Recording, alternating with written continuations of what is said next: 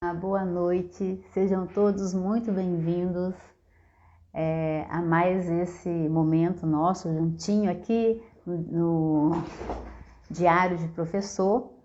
E hoje a gente vai estar fazendo uma reflexão sobre a valorização do professor, né?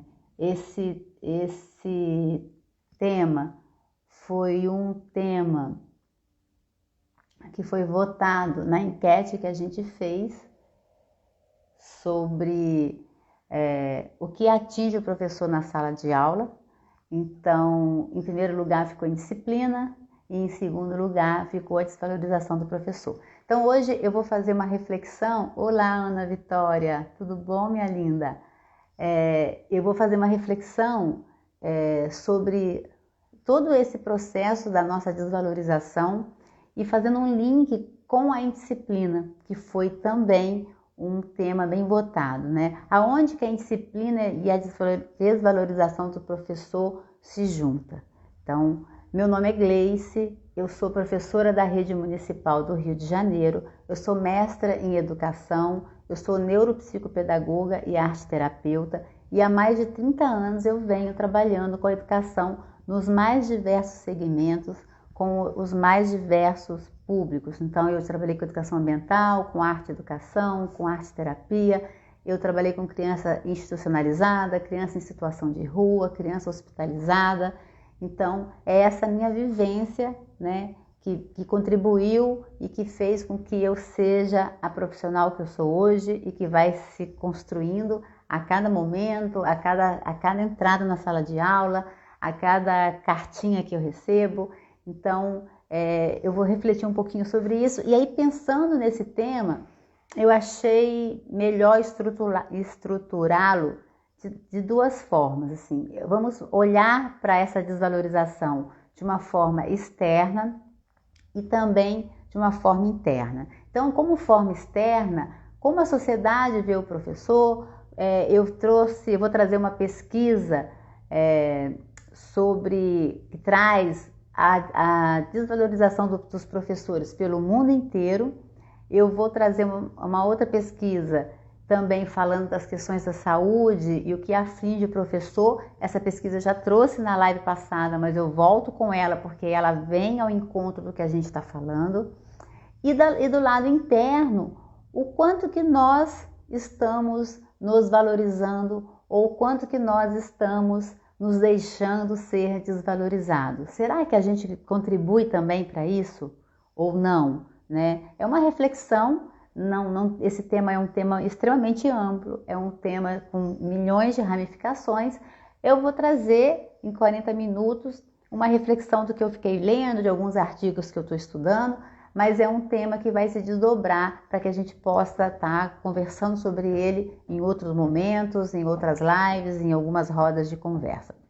Então, quando a gente está falando, né, nessa questão externa, eu vou trazer uma pesquisa que foi feita, né, foi trabalhada pelo Instituto Península em 2019, então foi antes da pandemia, onde eles fizeram um documento. Esse documento está disponível pela internet, chama Retrato da Carreira Docente do Instituto Península, tem 200 páginas, é muito rico, traz uma abordagem da nossa vivência, são pesquisas, são análises desses dados, é muito interessante. E lá tinha uma questão que era o que afeta o professor na sala de aula. 55% dos professores colocaram que a indisciplina, os problemas com a família e a desvalorização dos professores. 26% falta de estrutura e salas muito cheias. 28% o professor se sente sozinho e muito julgado. E 43% sente que não podem se mostrar vulneráveis. Então, são essas questões que os professores trouxeram nessa pesquisa que os afeta, né?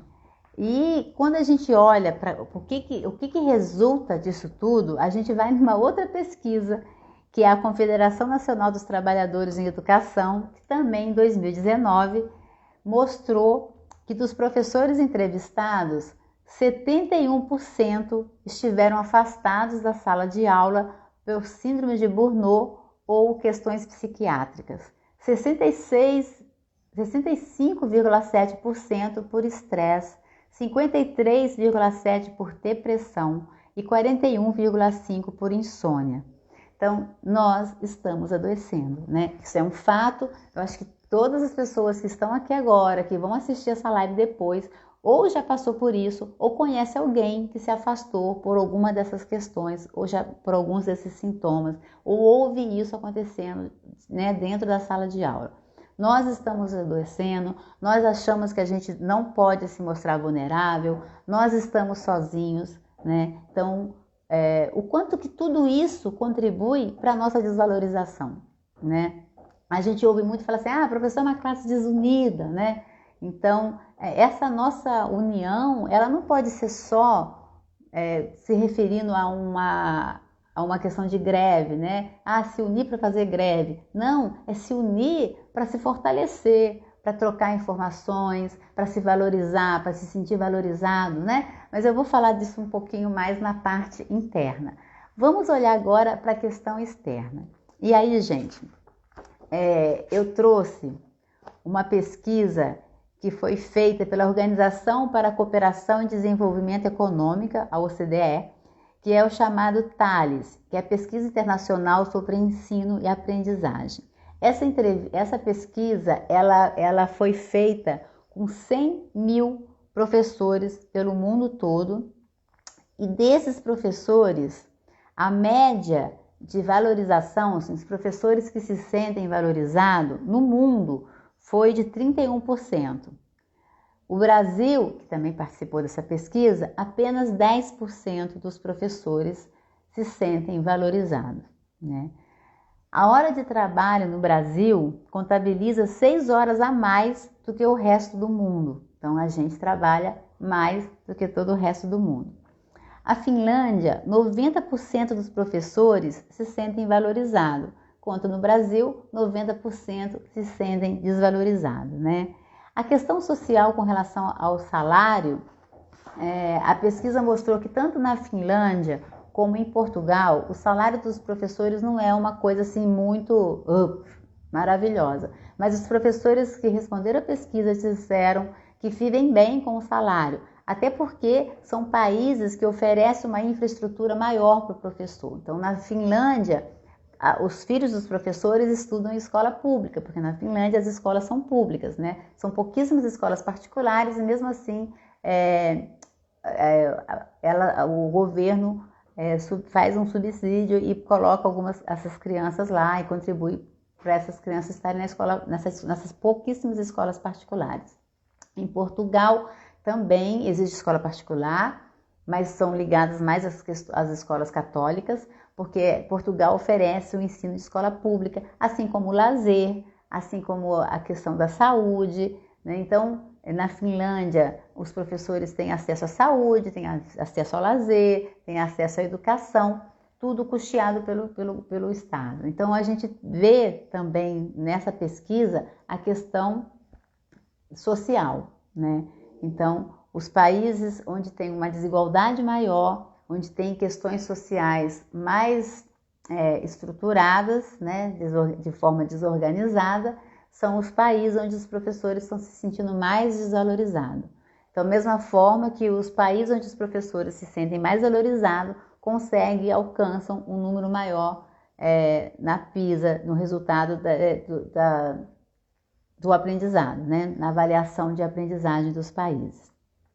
E aí, uma questão que eu achei muito interessante que essa pesquisa trouxe com relação à questão da Finlândia é como os professores são preparados para estar na sala de aula.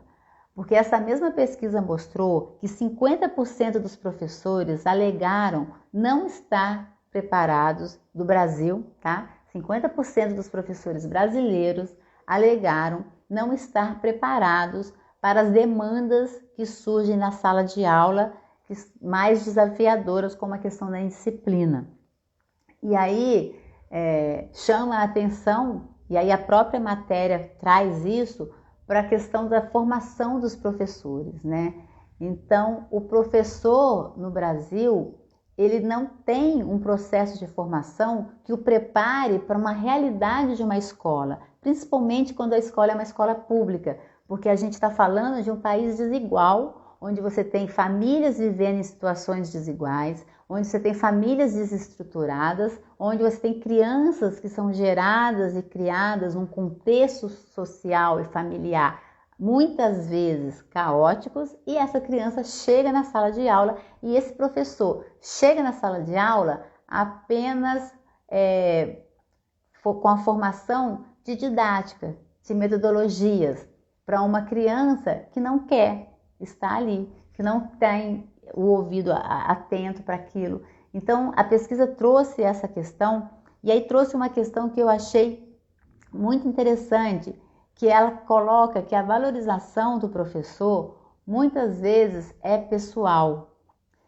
E aí eles colocam assim, a questão da valorização é muito pessoal. Será que a sociedade que não valoriza a própria classe, que se desvaloriza constantemente aos olhos da sociedade? Então, será que é a sociedade que não nos valoriza ou será que é a gente que se desvaloriza sobre os olhos da sociedade, né? Então, é uma pergunta, vale uma reflexão. E aí, eles também apontam para duas questões. Uma, que o desrespeito do aluno com os professores é um reflexo da sociedade. Então, assim, se a sociedade não nos respeita, se os pais não nos respeitam, a criança também não nos respeita, né? Então, ela é um reflexo de uma desvalorização da sociedade. Então, é um ciclo, né? E aí a gente fica como nisso? A gente adoece, né? A gente vira número de estatística, a gente se sente desvalorizado e a gente faz o quê para mudar isso, né? E aí a pesquisa aponta para a questão da formação dos professores. E aí tem um dado que é da Finlândia, que eu acho muito interessante isso, principalmente com relação à alfabetização. Na Finlândia, os professores mais valorizados são os professores da educação infantil, tá? E aí, os professores da educação infantil lá, eles não estão preocupados em alfabetizar. Eles estão preocupados principalmente em estabelecer uma relação entre a escola e a família. Uma relação saudável, uma relação que funcione, uma relação que sirva de base para a alfabetização. Então, os professores da Finlândia, eles têm esse olhar de se aproximar da família, de envolver a família, de fazer esse vínculo família com escola, né? E aí, a formação dos professores na Finlândia da educação infantil dura 6 anos. Eu acredito que sejam para todos os outros segmentos, mas aqui estava falando especificamente da educação infantil. São 6 anos, sendo divididos em 3 bacharelado, 2 de pedagogia, que é o mestrado, e 1 de especialização. Gente, o professor na Finlândia, para entrar numa sala de aula, tem que ter mestrado. E isso também é em Portugal, né? O professor precisa estar se formando, estudando, especializando, conhecendo teorias, tendo esse olhar para as questões positivas, para as questões envolvendo a família. Lembrando que a Finlândia é um país que, quando começou a se preocupar com a questão da educação, trabalhou a educação junto com a questão social. Então, a Finlândia é um país pequeno, isso, né, conseguiu ser realizado de uma forma mais assertiva, mas na Finlândia ela trabalhou a educação de forma paralela com as questões sociais. Então, é um país onde não tem desigualdade, onde oferece todos os subsídios para as pessoas. Então, a educação na Finlândia caminha como a gente conhece, como a gente ouve falar. Existem documentários falando sobre a educação na Finlândia, assim como em Portugal. Portugal, a escola que a gente mais conhece, né, ou que já ouviu falar, acho que todo mundo já ouviu falar, na Escola da Ponte, do José Pacheco, que hoje está no Brasil. E a Escola da Ponte também é uma referência a nível de educação e também de valorização do professor. Na formação da Finlândia, os professores estudam ciências, psicologia educacional, neurociência, finlandês e literatura, leis mais plano educacional, práticas, técnicas e metodologias e ciências pedagógicas de pesquisa. E aí as atividades extras são teatro, construção crítica, para detectar aulas para detectar distúrbios de aprendizado, plano educacional, leis educacionais e ética. Então, esse é o currículo do professor na Finlândia. E aí, quando a gente olha para o currículo do professor no Brasil, a gente vê um currículo muito preocupado com teorias pedagógicas, com teóricos, que são fantástico, eu acho que a gente precisa, mas a gente não tem neurociência, a gente tem muito pouco de psicologia. Então a gente chega na sala de aula e desconhece o funcionamento de uma criança.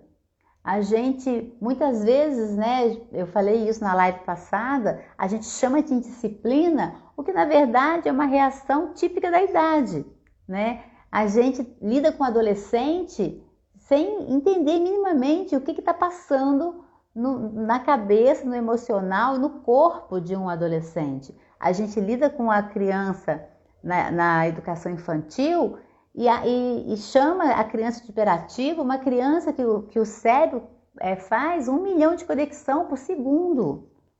Por que a criança na educação infantil não para? E você quer colocar uma criança sentada numa cadeira? Né? No primeiro ano, com 6 anos, ainda na primeira infância, o cérebro dela está produzindo 1 milhão de conexões por segundo, gente. E a criança aqui no Brasil tem que ficar sentada, enfileirada.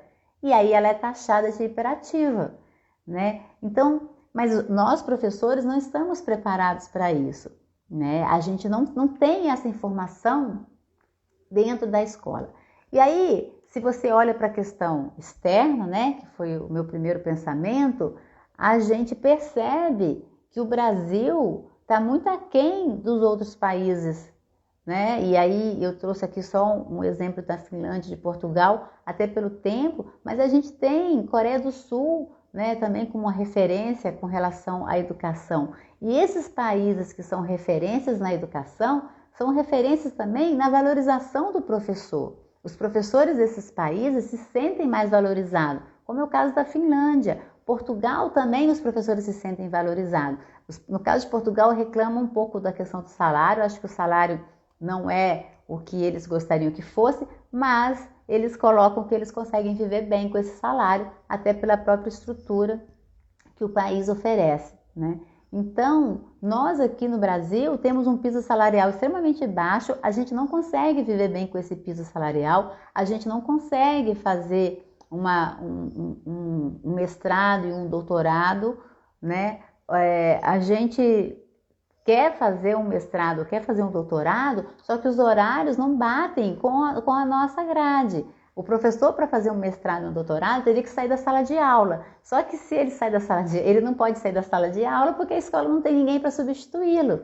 Então não é porque o diretor é ruim, não quer que ele faça, né? A maioria dos municípios não existe um plano de estudo para o professor fazer um mestrado ou um doutorado. O Rio de Janeiro abre, depois que você já está fazendo o doutorado e o mestrado, abre para uma bolsa. E aí você vai lá e concorre, se você passar, você vai receber uma bolsa e aí eu acho que você tem uma carga horária reduzida. Mas isso causa um impacto muito grande, que as escolas estão precisando de professores. Fora isso, você não consegue. Eu só fiz o mestrado porque eu não estava em sala de aula. Eu fiz o mestrado antes de me tornar professora da Rede Municipal do Rio. Eu estou há 3 anos adiando meu doutorado, porque eu não consigo encaixar meu doutorado sem que eu tenha que sair da sala de aula, né? Então, como é que a gente se forma se também a gente não tem essa estrutura para nos fortalecer? E aí, até que ponto a gente também não acaba se sentindo confortável com isso e não busca outras formas de avançar na nossa tão falada formação continuada, né? Quantas vezes eu já ouvi professores falando em sala de professor, ou quando eu estava trabalhando com algumas escolas, que a gente passava pelas escolas, e o professor falava assim, eu não aguento mais fazer curso, eu já estudei tudo que eu tinha que estudar, agora eu não quero estudar mais nada, eu já sei tudo. E tem uma frase da Magda Soares que ela fala, você tem 30 anos de experiência ou você tem 1 ano de experiência que você replicou por 29 anos, né? Então, qual é a sua experiência, qual é a sua abertura para você fazer um curso, para você entender de desenvolvimento infantil, para você entender sobre neurociência. Então, todos esses cursos que eu falei que tem na grade da Finlândia, são cursos que eu fui buscando fazer, né? Porque eu, Gleice, sou assim, né? Não estou falando que esse seja o caminho, mas eu acho que é uma possibilidade, né? Então eu fui fazer o curso de psicopedagogia, fui fazer neurociência, neuropsicopedagogia, eu fiz arte terapia, agora eu estou fazendo uma pós em neurociência, eu fiz uma pós em terapia sistêmica familiar, né? Porque a família, entender o contexto familiar na nossa sociedade é importante para onde eu estou. Então, até que ponto você está se movimentando para isso, ou até que ponto que também você se coloca numa posição de, quem tem que pagar para a minha formação é a prefeitura. Se a prefeitura não paga, eu vou fazer esse curso no horário da aula. Se for no horário da aula, eu faço. Se for fora, eu não faço. Eu não estou julgando, tá, gente? Eu não estou apontando, eu estou trazendo para uma reflexão, né? Então, se a gente está falando que nós não somos valorizados, e aí essa pesquisa traz essa reflexão, né? A questão da valorização é muito pessoal. Será que a sociedade que não nos valoriza ou a própria classe que se desvaloriza constantemente aos olhos da sociedade? Vale uma reflexão, né? E aí é uma reflexão individual, é cada um para si, né? Se você não está nem aí, se você não se sente desvalorizado, também se você não quer mais fazer curso nenhum e está tudo bem, ok.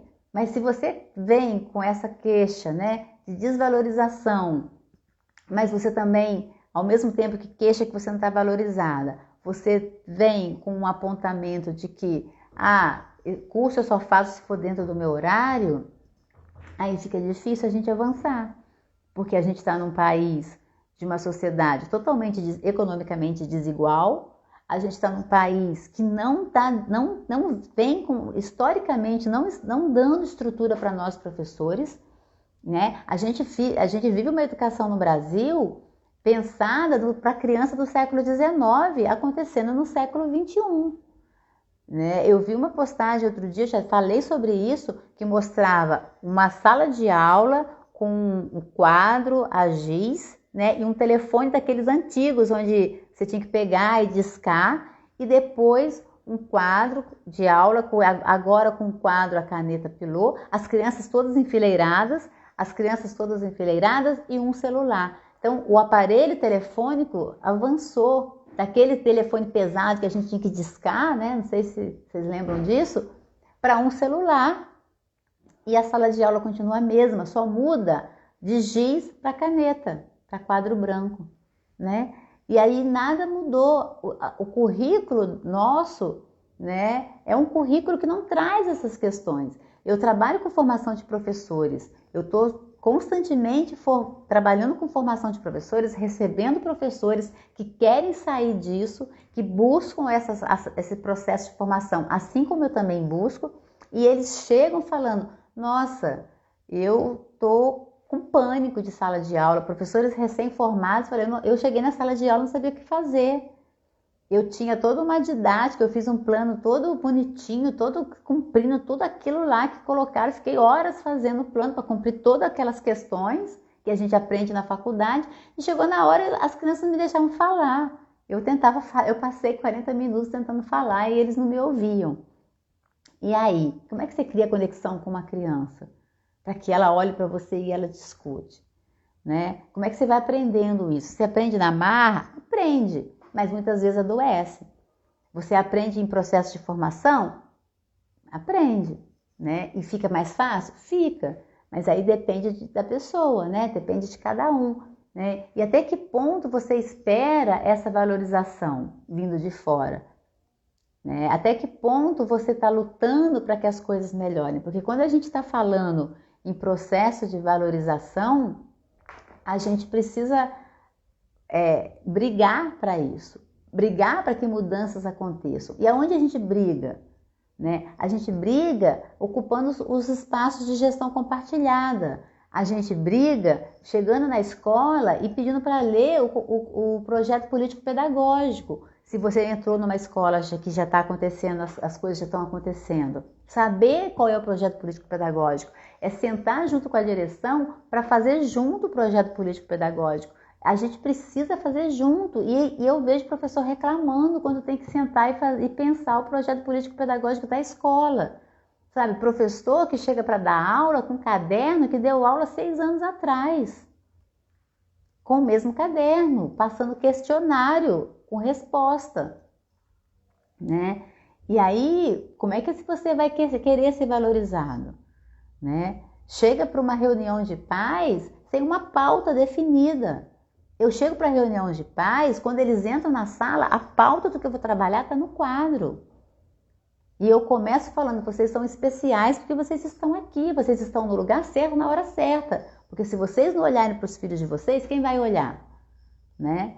E aí eu valorizo aqueles pais para eles estarem ali. Eu explico o que eu faço, eu explico quem eu sou, eu explico qual formação que eu tive.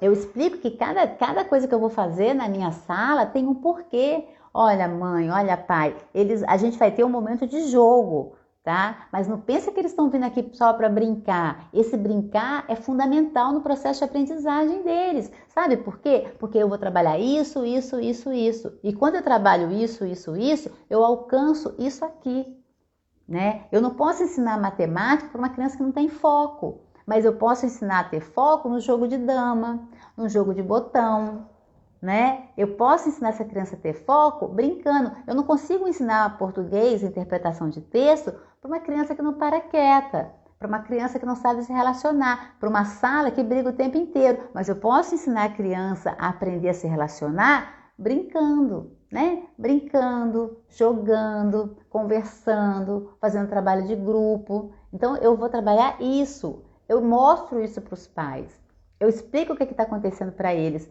e eu não tenho nenhum problema com os pais dos meus alunos, porque eles sabem o que eu estou fazendo, eles confiam em mim, né? E aí eles me valorizam, e aí a escola me valoriza, né? E aonde que eu posso também buscar isso? Nos conselhos. A gente tem Conselho Municipal de Educação, a gente tem projeto político-pedagógico dentro da escola.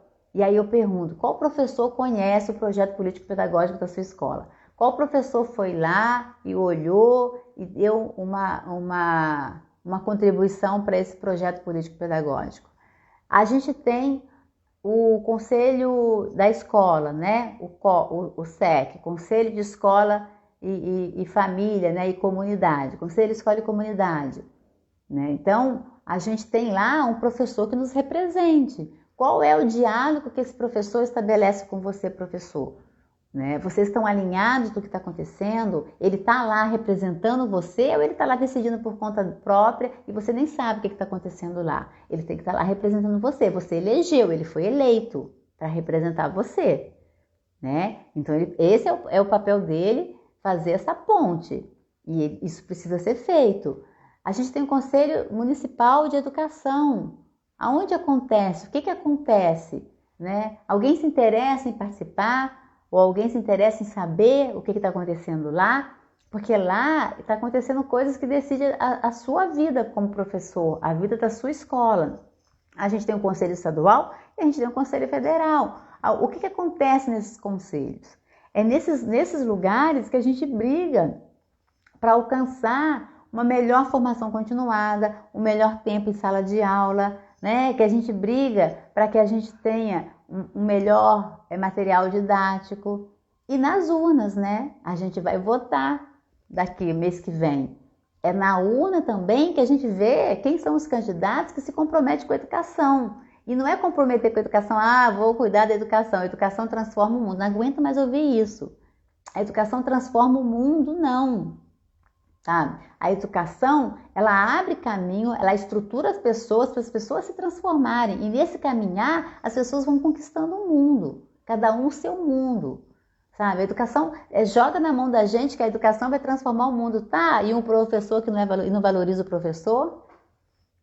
né? Tem alguma coisa errada aí, porque a gente ouve o tempo inteiro político falando de que educação, vou apoiar a educação, porque a educação transforma o mundo. E o professor, 90% dos professores do Brasil se sentem desvalorizados, né? Mas essas pessoas que estão na presidência, que estão no Senado, a gente votou nessas pessoas também. E a gente muitas vezes se omitiu, ou a gente votou por votar. A gente não se deu o trabalho de pesquisar quem são essas pessoas, né? A gente acreditou em fake news, ou a gente deixou que a nossa família acreditasse em fake news. Então a gente tem que se posicionar, porque quem cala consente, né? Então, estudar os candidatos todos, não é só o presidente, não. Estudar os candidatos para todos os cargos, porque todos eles são importantes. A gente vive num país onde é uma junção. Pode não funcionar da melhor forma possível, mas é o que a gente tem, né? Então a gente não pode ir embora para a Finlândia nem para Portugal, a gente tem que ficar aqui no Brasil e lutar e se posicionar, sabe? Para que a gente seja valorizado e buscar um processo de formação, né? Porque a gente precisa se valorizar. Porque se a gente não valorizar, se a gente não se valorizar, fica difícil que a sociedade nos valorize, né? Porque a sociedade não tem isso. A sociedade não está olhando para o Brasil, para o professor, né? Então, a gente vive numa sociedade capitalista. A gente vive numa sociedade desigual. Então, nesse território que a gente tem que se posicionar e que a gente tem que brigar para que a gente tenha valor. Mas a gente tem que brigar para que a gente tenha valor nos lugares corretos, fazendo um trabalho diferenciado, buscando uma formação diferenciada, né? Porque senão a gente não vai ter, né? Muito bem, a escola tá falando. É isso. Não deveria ser assim, sabe? É lógico que não deveria ser assim. Deveria ser como é na Finlândia, que é o melhor dos mundos, né? Onde o professor recebe toda uma formação, onde o professor trabalha, mas ele tem espaço, tem formação, ele estuda, ele não paga um centavo para estudar. O mestrado faz parte da formação dele. E aí, para ele ser professor, ele passa por um processo seletivo muito, muito sério, mas também se ele não responde, ele é tirado, né? Quantas vezes a gente ouve colegas, eu já ouvi, gente, eu ouvi uma pessoa que tinha acabado de passar no concurso, uma pessoa nova. Eu não estou falando do professor que já está com 40 anos, que já estava lá para se aposentar, cansado, que quem sou eu para falar qualquer coisa desse professor? Eu sou um professor que ficou 40 anos numa escola. Mas um professor que acabou de entrar e falar assim, eu estou aqui por causa do salário, eu vou empurrar com a barriga. Eu falei, você acabou de entrar, você vai ficar mais 25 anos empurrando com a barriga, você não pode fazer isso, não faça isso com você. E não faça isso com as crianças, porque com as crianças é antiético, é imoral. Com você é suicídio. Porque uma pessoa que entra numa sala de aula por causa do salário, o salário de professor, gente, que nem é um salário que nos permite fazer muitas coisas. E olha que eu sou no Rio de Janeiro, eu estou do Rio. O Rio de Janeiro é um dos municípios que pagam bem. Eu acho que o professor do Rio de Janeiro ganha bem, mas as coisas estão de um preço que a gente não consegue fazer nada. A gente compra material com o nosso bolso, a gente usa o nosso celular, a gente usa o nosso computador, a gente, né? Isso é geral. A escola às vezes tem e às vezes não tem. Tem escola que tem escola que não tem, né? A Érica está falando, o salário em Portugal é baixo para as profissões em geral, não é exclusivo para professores. Em compensação, é um estado de bem-estar social que oferece inúmeros serviços de qualidade. É, isso aí.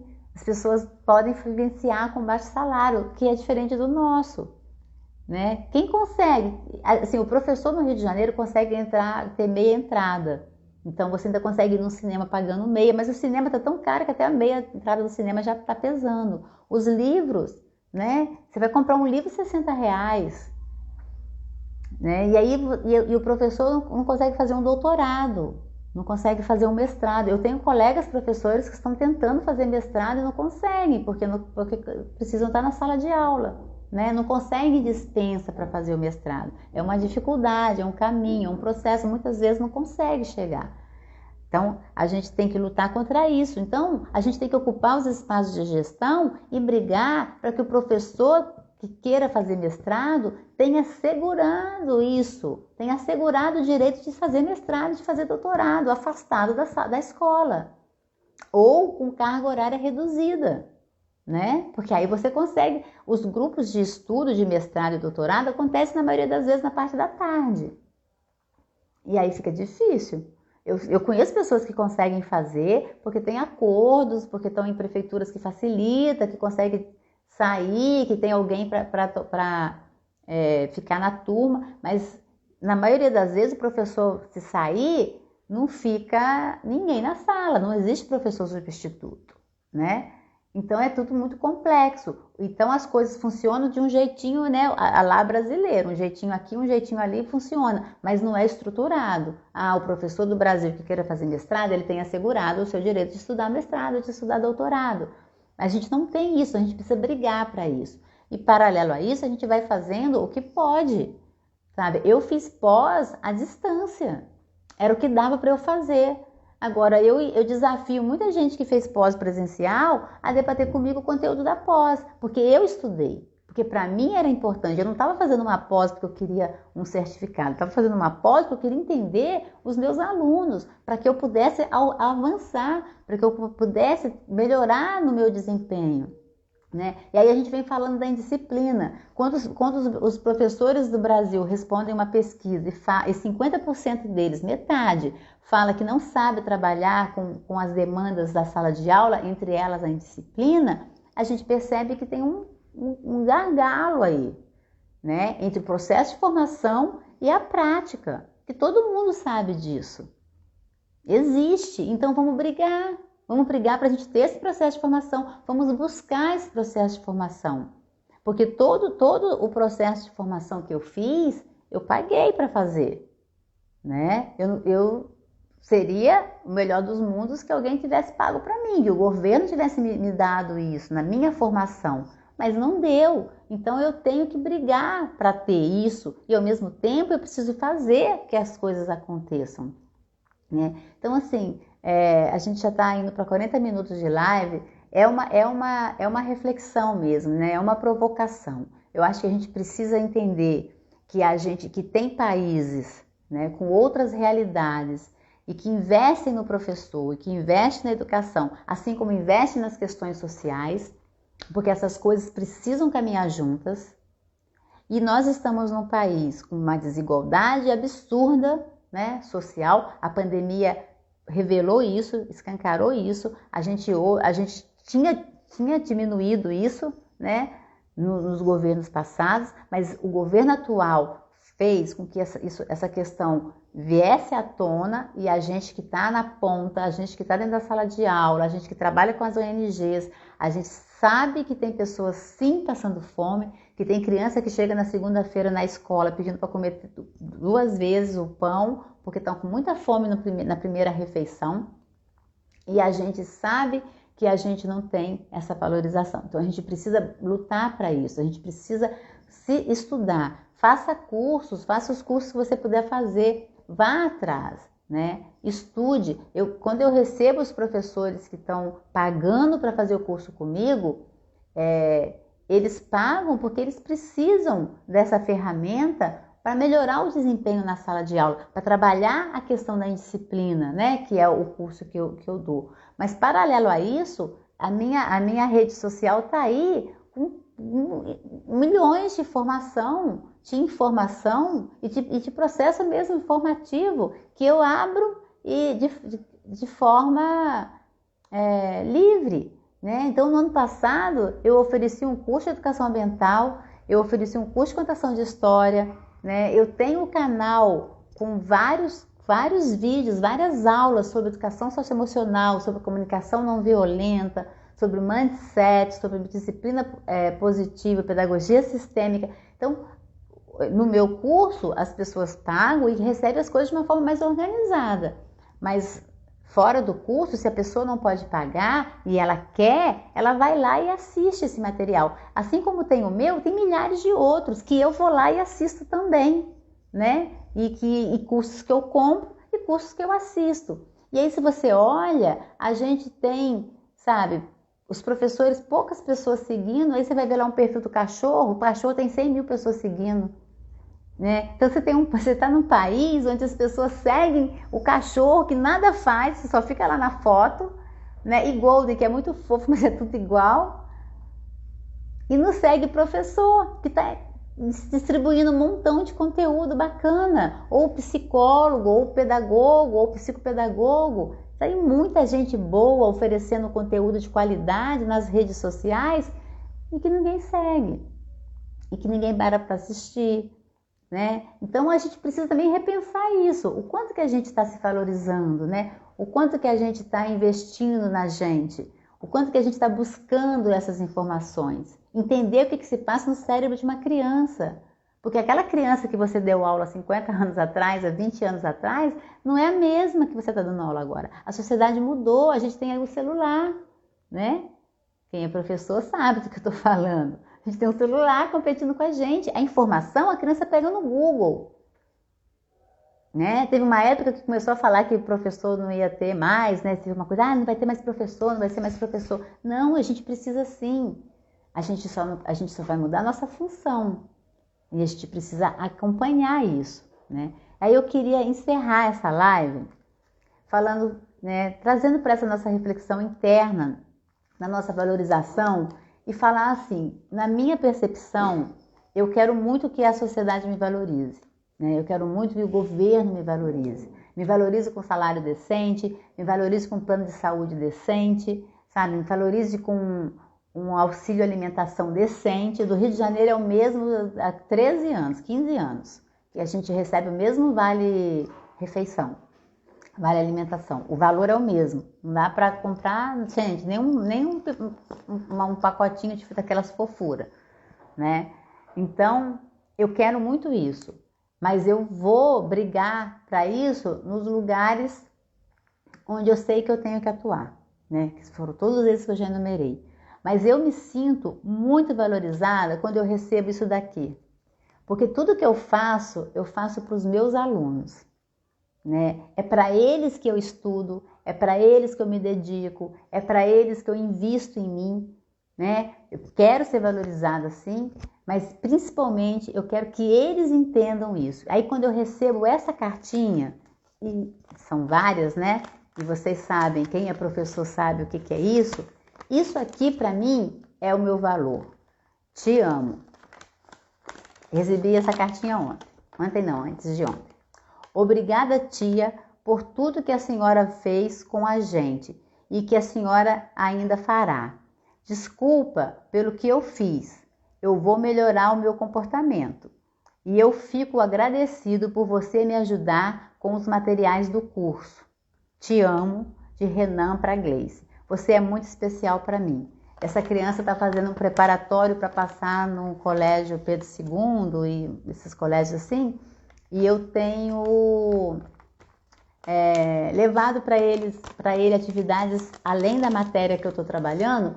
Eu imprimo algumas atividades que eu pego na internet, preparatório para esses colégios, e levo para que ele possa testar e ir fazendo, porque é uma criança que tem realmente muita facilidade. Aí ele me entrega essa carta, né? Então isso aqui para mim é valorização. Essa criança me valoriza, os meus alunos me valorizam, os pais dos meus alunos me valorizam. Então, isso para mim é valor. Agora, eu me coloco, eu me posiciono, eu me dedico, eu vou atrás e eu me valorizo. Eu sei qual é o meu valor. Então, eu sei exatamente qual é o meu valor. Né? E o meu valor eu não achei na esquina. O meu valor eu construí e eu construo a cada dia. E é assim que a gente tem que fazer. É assim que a gente tem que se sentir, sabe? Se sentir valorizado e lutar e brigar para que a sociedade nos valorize. Então, você que está ouvindo, você que está aqui hoje comigo, você que está ouvindo esse vídeo depois, pensa bem quando você for votar, em quem você vai votar. E eu não estou fazendo campanha nem para um nem para outro não, tá? Eu estou só falando para você estudar os candidatos todos sabe? Deputados, senadores, todos. Toda vez que você for numa urna, pega e olha quem são as pessoas que você está escolhendo e qual o comprometimento deles com a educação, mas um comprometimento de base, verdadeiro, né? Procura saber aí qual é o conselho municipal da sua cidade, vai lá na sua escola e pega o projeto político-pedagógico, senta para conversar com a direção, procura se envolver com o que está acontecendo na escola, porque aí você vai construindo o seu valor. Então, beijo no coração para quem está aqui comigo. Fiquem bem, fiquem em paz, fiquem com Deus. A gente se vê na próxima. Tchau!